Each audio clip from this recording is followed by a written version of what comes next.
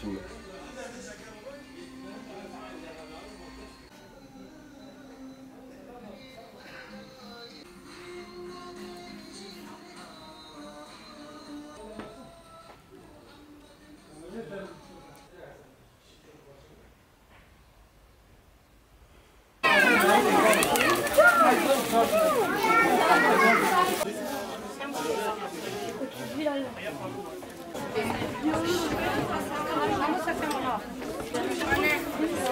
Anne, ben yemek yiyorum.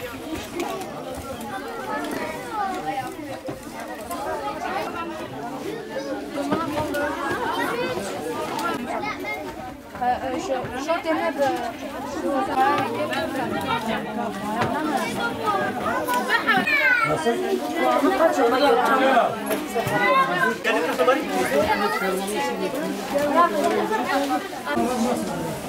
Maşallah tamamdır o.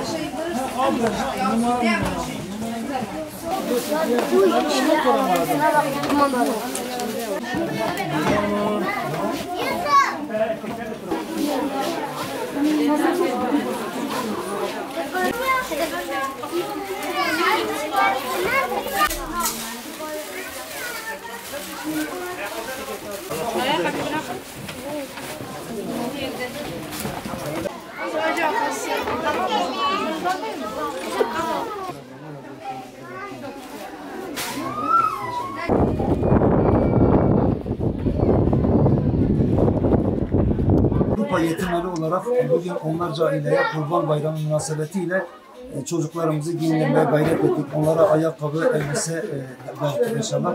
Allah-u Teala hayır sahiplerinin hayırlarını kabul eylesin.